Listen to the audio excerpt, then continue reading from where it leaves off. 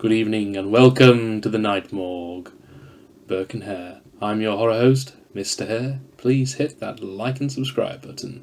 And tonight I am going to be taking us through the latest Texas Chainsaw Massacre. Now this one came out yesterday. It's been released onto Netflix. It's entirely a Netflix exclusive. It has been written and directed by none other than David Blue Garcia. Now, this one's a bit of an interesting one because, to be honest, I'm not really sure where they could really go with the Texas Chainsaw Massacre kind of franchise, and I've noticed in this case they've kind of adopted a more requel kind of trend. Do you know, lately with like the Halloween 2018, where Michael's been incarcerated for 40 years, and he breaks out. Where in this one it's a case of a group of influencers decide to renovate an abandoned ghost town in the middle of Texas, bringing them into conflict with the legendary killer himself, Leatherface. I mean, the premise itself is kind of interesting. However, in this case, I kind of felt like it was really underdeveloped in this instance. Like Leatherface, the last time it happened in the 70s. What? He's not really been incarcerated. What has Bubba really been doing for the last, God knows, it's so many years? And to be honest, it doesn't really explain that. It doesn't really talk about what happened to his family, what happened to the chef, what happened to a grandfather. Well, we all know what happened to Nubbins. R.I.P.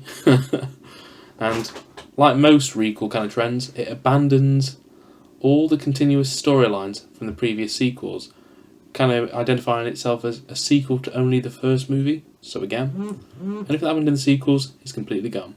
So this is kind of fresh, trying to trace new ground. So again, taking a lot of cues from Halloween 2018, and I've kind of noticed as well, the plot points, again, are fairly very similar. Like, we've got our own Laurie Strode in this one. Sally, the original survivor of the original Texas Chainsaw Massacre. She's back in it, and she again, similar to Laurie, she has spent her life in hiding, trying to hunt down the killer who terrorized her, and she wants revenge. Wow. Where does that sound familiar? And that's the kind of film's problem. To me, it kind of feels more like a carbon copy of Halloween. Like they're just trying to capitalise on that, bringing back the killer kind of trend. And to me, that's a bit of a shame because, again, it's 40 years later, you've got a whole new ground, and you could have really done something there, but again, they didn't. The story itself, interesting premise, but by the second and third act, I've kind of got my head in my hands going, wow, they really missed the mark on this movie. I mean, don't get me wrong, when I think of a horror movie, and I think we all know about horror movies, I mean, we could all write a book there on stupid decisions in horror movies, the whole classic, I'm going to walk into a pitch black room. Am I going to turn on the light? No, I'm not. I'm going to walk in the pitch black dark. Or, better, there is a killer on the camp. Will I A, go in a group of people? Or B, split up, go on my own in the dark, and get brutally... And this movie, let's just say, when it comes to dumb decisions, wow, I saw a lot of dumb decisions in this movie. And we're talking really stupid decisions. I'm like, oh, these really kind of... Oh my god, really? No. I mean, to be honest, the movie, it's not as gritty or nihilistic as what the original 74 movie is, but neither is it as campy or as comedic as the Texas Chainsaw Massacre 2. The movie kind of, in a weird way, kind of floats between the two. You've got the grittiness and the zany comedy elements where, you've got these influences, and one particular sequence had me going, really? Where Leatherface, no spoilers as such, but he goes on a bus. Yes, a bus, and everyone, instead of turning around and seeing this maniac with his chainsaw and thinking, shit, time to go, get out of the way, what do they all do? They'll get the phones out and just go, I'm gonna cancel you, bro. Oh my god, this is getting a million trends, yo. And I'm like watching it going, really? Oh god, why? And then, as I said, by the third act itself, the movie completely fell apart in terms of realism, in terms of, well, muchisms, really. But one thing I will say, I love the look of Leatherface in this movie. I do like it. I mean, initially, I didn't like it at first, but, you know, it actually grew on me throughout the movie. The movie did grow on me. I kind of liked the kills. We got some really awesome, gnarly kills in that movie. I mean, we're talking really gnarly. To the point where I'm even going, ooh, oh, Jesus. And we're talking bones breaking. And again, good old Bubba gets to use that famous chainsaw. And you get to see it in a lot more action this time. And, well, then again, I'm sure, I can't remember who said it.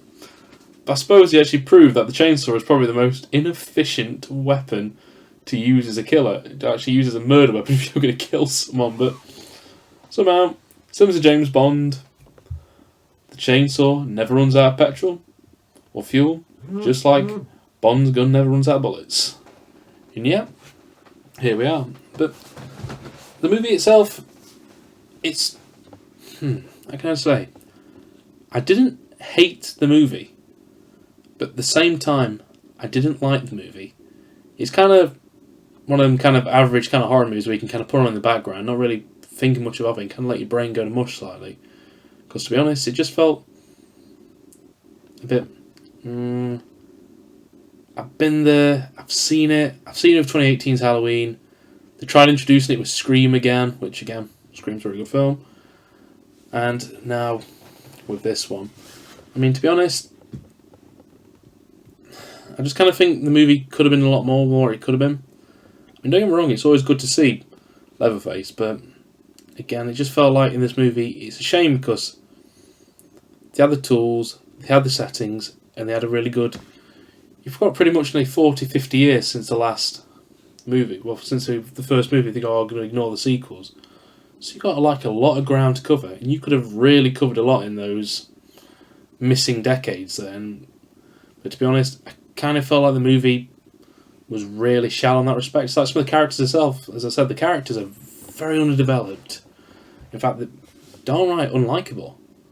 I mean, Sally herself, played this time by Orwin Fury, and to be honest, Sally felt like the poor man's Laurie Strode in this one.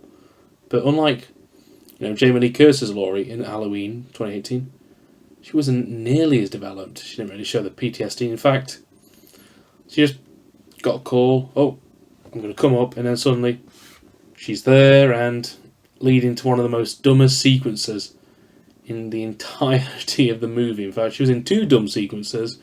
In both of them did her character a massive disservice. To the point I'm like, what are you doing? Get him! Get him! But, alas, it is what it is.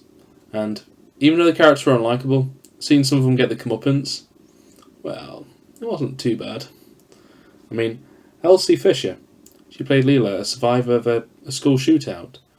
I mean, I felt her character was interesting. The fact is you've got this character who's already experienced such a harrowing trauma, but again, they could have explored that a bit more.